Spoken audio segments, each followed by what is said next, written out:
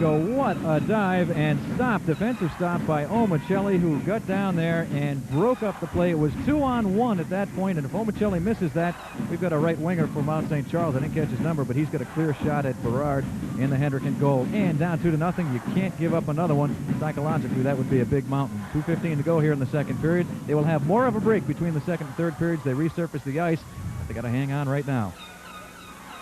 Face-off is controlled by Hendricken. Gaudreau fires it down, but it goes up over the glass and into the crowd, into the Woonsocket cheerleaders over there. We'll have a face-off out in center ice. Referee Frank Rockcliffe will drop the puck. Here's a look at some of the Mount St. Charles signs over there on the Woonsocket side. Some of them are hard to read. MSC rules. Mount St. Charles has ruled for a while. Kramer gets it up to McGeough. McGeough and Robeson battle as they go to the corner. Robeson wins that race, and he fires it around to this side. Flynn. Bacon wins that one. Puck out into center ice. Bobby Kramer fires it back in. But they say offside. I think both teams would be content right now to just keep the play at the mid-ice and not give up any opportunity to the other squad with 1:49 to go in the second period. Guys got to be getting a little tired at this point. The 2 goals scored for Mount St. Charles here in the second period. Derek Chevette and Brian Jeffries. That's the way we stand. They've got Mike Flynn this time for Hendricken skating with Kramer and McGeough. They've switched things around. They've got right now Gaudreau at one defensive position with Klein. And it's LaCroix's line for Mount St. Charles. Keith E. Carney behind the net to Keith P. He's checked by McGeough. They get the breakout pass up to Lawton. And we've got up penalty.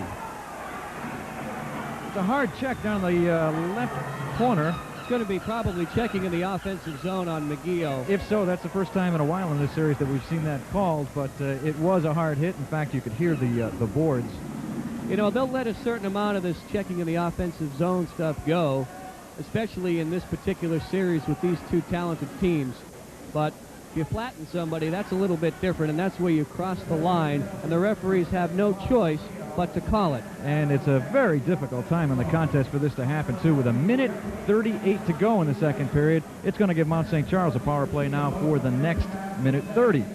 So, again, the pressure is going to be on Hendricken, and they put the pressure on themselves that time. Checking in the offensive zone is the call on McGeough. That's his second penalty of the game. McGeough is usually the one, if anybody's going to sometimes lose the self-discipline to resist nailing the opponent, sometimes it's McGeough who gets caught. Mount St. Charles on the power play. Keith E. Carney, right side pass to Hanley. Hanley across the line, down the right side, puts the brakes on. He's checked by Kramer. Kramer gives him a whack with a stick. Now Robeson at the right point, puts it on. Shot is blocked out in front by O'Connor.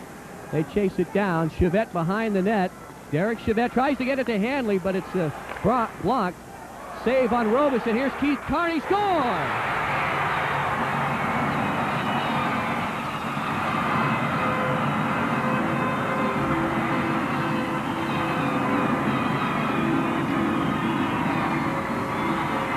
That might be the backbreaker. With 1:02 left in the second period, big Keith E. Carney, the senior out of Pawtucket, has a shoulder injury in Game 2, comes back and gives Mount St. Charles a 3-0 lead. That was a save by Berard on Robeson, and then a rebound by Keith E. Carney. It's a good stop on Robeson, but Berard couldn't recover, and Keith E. Carney, wisely going upstairs, makes it 3-0. John, I'm going to wait for the assist on this one, but initially in the foray into the zone, Brian Rodolphe made a great play in the left corner to keep that play alive and get it around to the right side, and that's when the other shots came in. We'll see who got the assist. It is Roberson who picks up the assist. Keith Carney scoring. Power play goal. 53 seconds left now, second period. Chris Del Mastro. Check down the wing boards. Mike LaCroix now, and now we've got a hand pass violation, and the faceoff will come outside. Del Mastro banged it ahead with his glove to LaCroix. You know, this is beginning to look an awful lot like Game 2 now. A 3-0 lead for Mount St. Charles. That one ended 5-0 the Mounties. But we still got a great third period ahead. And we know what Hendricken did in the third period of Game 1 as we look at Coach Rick Bozer, who's got to be very concerned. Just an unfortunate time to take a penalty, and in that last few seconds, it actually came at 13:58 officially, John. Mount converts it. Potter up to Omicelli. In the middle to Diorsi. Omicelli collects, puts the brakes on. A shot is blocked. Diorsi gets it out in front, and Jackert is flattened. Loose puck in the corner. Diorsi to Omicelli. Omicelli checked on the play and buried by Whittet, and I think Brendan Whittet might be going off. He is, for roughing. Well, that makes the gold and green and white a little bit happy on this side. We get some cheering as it hasn't gone very well for them in this period. However, it comes with only 15 seconds left in the second period, so they'll have that for a power play, then a minute 15 to start the third. And I guess it comes at about as good a time as it can for Bishop Hendricken High School because they've got to get something going. Let's watch what happens here. Here's a shot that was blocked. He never did reach the net. Diorsi gets a chance at it right here as he gets it over to Jackert, but Jackert is flattened, and the puck goes to the corner. And then just after that, we saw Whittet flatten Omicelli. They're going to call it roughing as he buried his head into the boards. So 15 seconds remaining in the second period. Would be a big goal if Hendricken can score one before the period ends. And Mount St. Charles will be content to just get it out of the zone and keep them at mid-ice. On the draw, Kramer follows on it and do it again.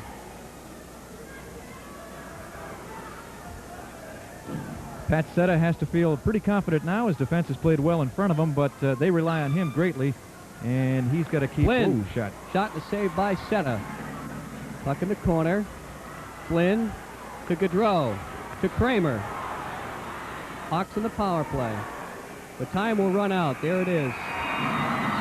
They'll have a minute and 16 seconds opening the third period with a man advantage for Hendricken, but they trail by 3.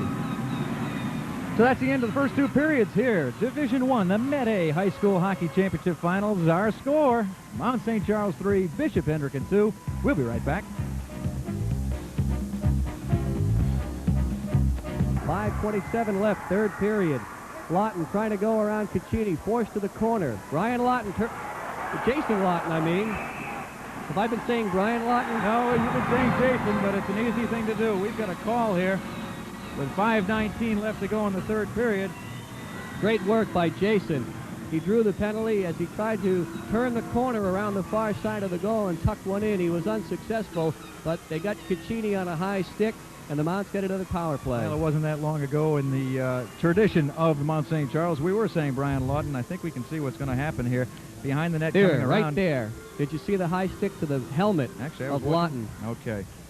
So once again, it looks like Hendricken is really making it difficult on themselves here as they're going to have to fight off another penalty. A minute 30 shorthanded, but only 5:19 left to go in the game and 5:19 left to go in the season.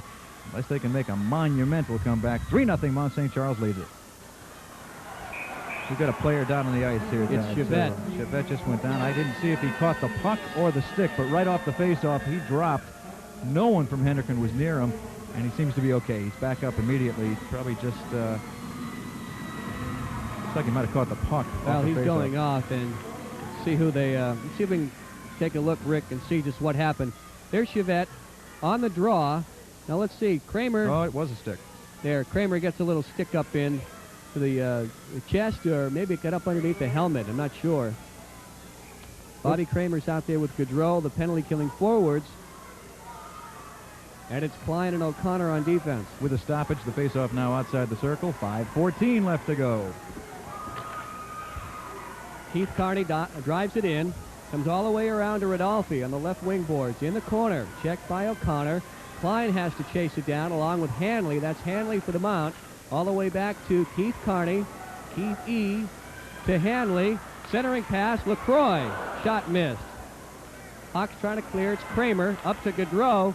Can't connect. Robeson hustles back. Kramer can't find it. Back comes the Mount. 2-on-2. LaCroix, a drive handled easily by Berard for the save. Well, once again, Mount St. Charles is doing what they have to do. They're keeping the defense back, and they're keeping the forwards up. They'll send the two guys down to put the offensive pressure on Hendricken and keep them off balance. Of course, it's a Mount power play, but they're not going to go for the offense as much as the defense at this point and not allow any breakaways or any shorthanded business to Hendricken. 3-0 the score, 4:42 to go in the game, 53 seconds left on the penalty. Keith Carney the drive, it's blocked in front, goes to the near corner. Chevette chases it down. Derek Chevette, centering pass, nobody there, and it's iced by O'Connor with 40 seconds remaining on the Mount St. Charles power play. Jeff Robeson takes a look, cautiously brings it up. Right side pass to Hanley. Up into center ice. Scott Hanley, the senior, loses control, and it's dumped back down by Brian Klein. 20 seconds remaining on the power play. Robeson to Keith E. Carney. Good forechecking by Gaudreau. Carney trying to shake Gaudreau. Robeson now as the Mounties come back. Jeff fires it down all the way around to Hanley. Hanley is checked by Klein. Teams are even. There's Chevette wheeling. Score!